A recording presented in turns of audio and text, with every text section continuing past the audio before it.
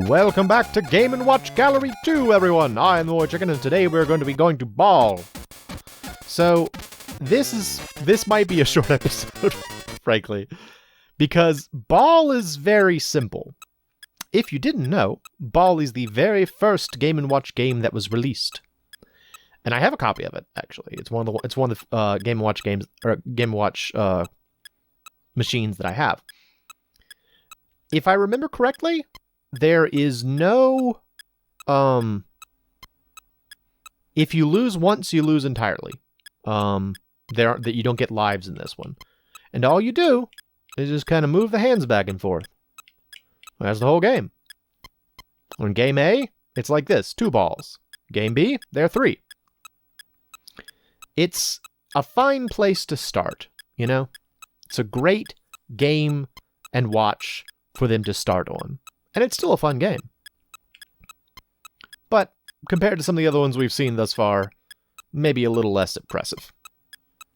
I was thinking about this since the last episode. I think actually when you first get Game & Watch Gallery 2, you don't have access to Ball. I think Ball opens up from that gift option, which is pretty cool. If that's correct, I like the idea of like an unlockable game. That's really neat.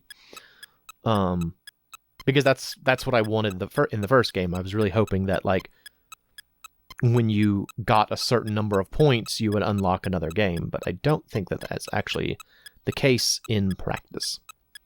But yeah, I mean, it's a pretty fun game. Like it's very easy to understand. It's a little bit like Vermin in that you're really like you kind of have to just move like fixed arms to the side, and like it does feel a little bit like it's off sync kind of, but pretty easy to pick up on.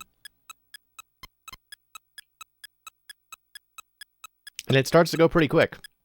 It does definitely pick up.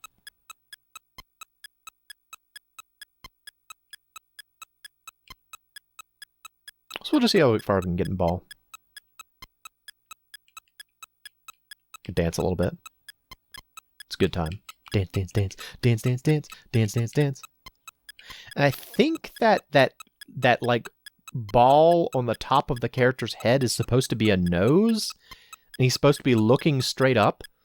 But now that I'm looking at it, it could also be like a pom-pom for like a clown hat. So now I don't know. Could be either one, really. Huh. I wonder what it's supposed to be. I wonder if it's supposed to be like a clown juggling, because I could see a juggling clown. That makes sense. Or I can see it being a face looking straight up. Oh, now I'm very curious. He's got kind of clowny feet too. I really don't know. It is a mystery. But I'm just gonna juggle. See how far I can get.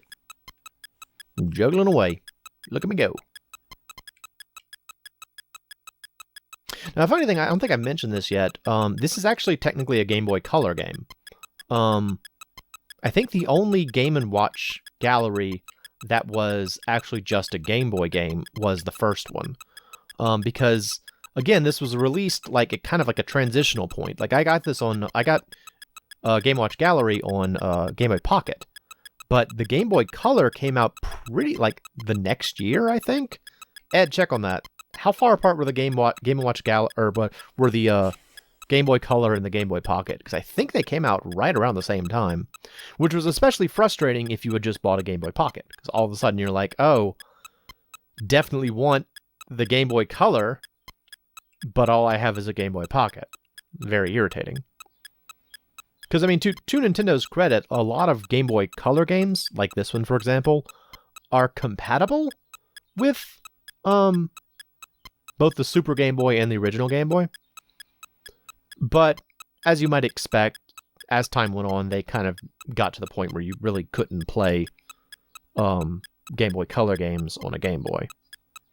I think that's the case. Now that I said that out loud, I actually don't know.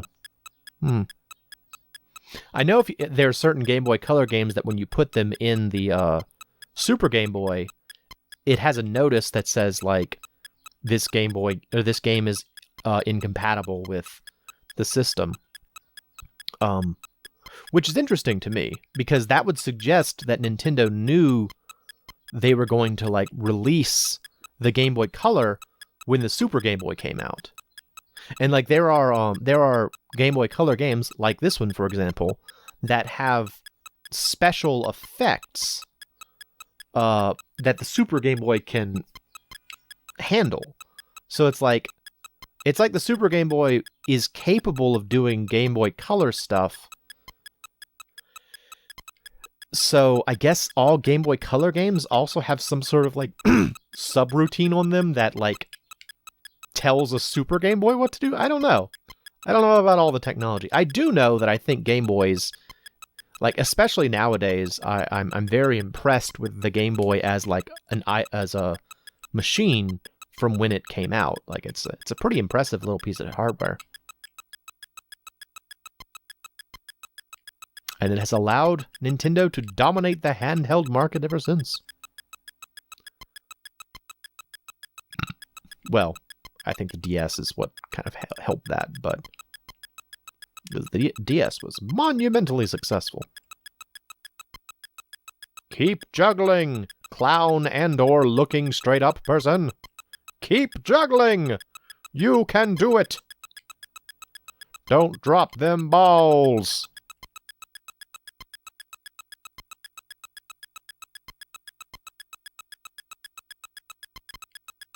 The little ticks kind of sound like a song now. It's like...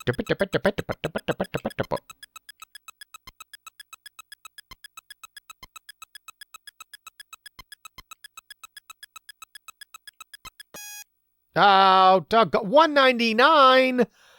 Oh, man. So freaking close. Alright, Modern. Oh, snap. Okay. Yeah, okay. Oh, here we go. Okay, it's a little bit harder as Yoshi. It's kind of hilarious.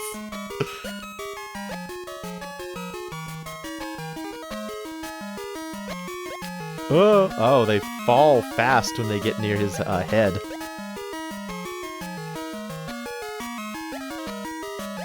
I know it's supposed to be him with like two tennis rackets. Kind of looks a little bit like frying pans. Like this feels a little bit like Chef. But with Yoshi dancing around. Look at him go. He dancing.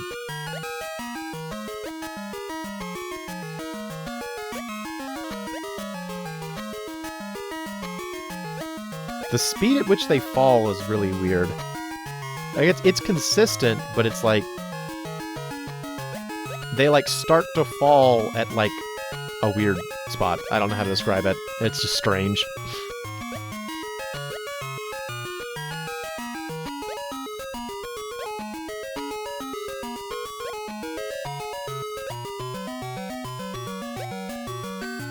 Oh, coins! Nice!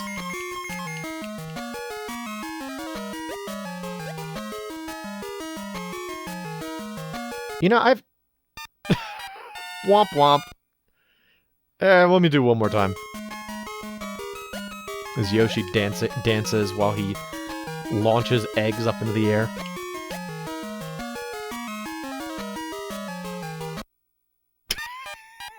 Again. Again, Yoshi! Again! You'll never win at Wimbledon if you can't do this! That's what all dinosaurs want to do, right? Go to Wimbledon! Every dinosaur out there secretly wanted to go to Wimbledon. Wimbledon! It's like the only tennis tournament I know. Wimbledon! Where else do they play tennis? Another tennis thing. Andre Agassi! Wimbledon! Just tennis things, really. I'm honestly pretty surprised that this is the direction they went with this. Like, it's weird. I feel like I remember some version of Ball where they just replaced the regular, like, juggling guy's head with Mario's head, and that was the whole game. But, like... Oh, coins again. Coins, coins, coins, coins, coins, coins, coins, coins. But obviously that's not what this is, so now I don't really know. No, he'll never make it at Wimbledon! Again. He just wants to go to Wimbledon! All dinosaurs want to go to Wimbledon so they can play two-handed tennis! I'm surprised that's not actually a thing, two-handed tennis. It seems like it would be like an obvious thing for like someone trying to make tennis more extreme. They're like, oh, you play it with two rackets. Ooh.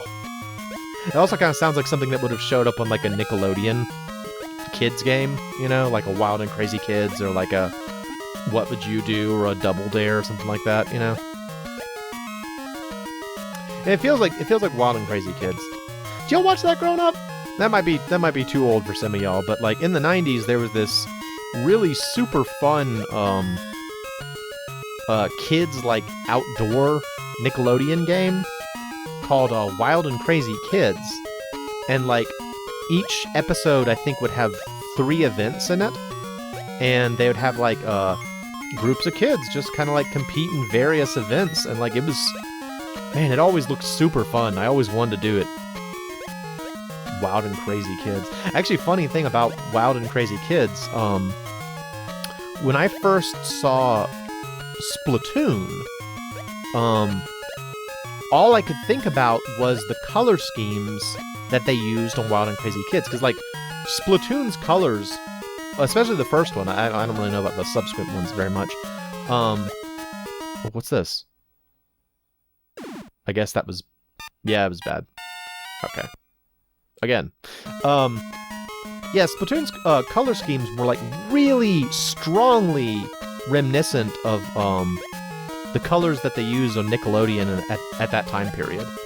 So like I remember I remember there's one song on the Splatoon soundtrack that I just called like when I got the soundtrack, I called it Wild and Crazy Kids.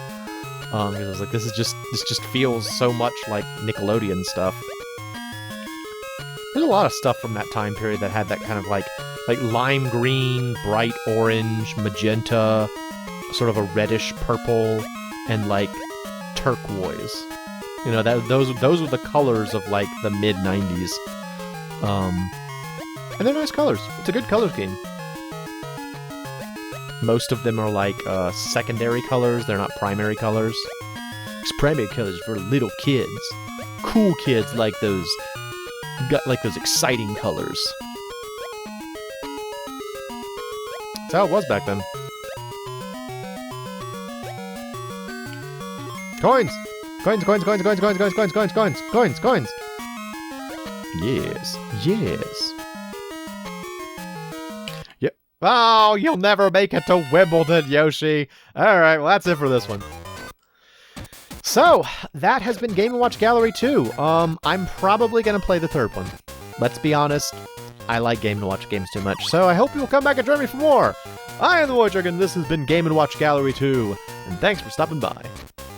And you'll never make it at Wimbledon, Yoshi! You'll never make it!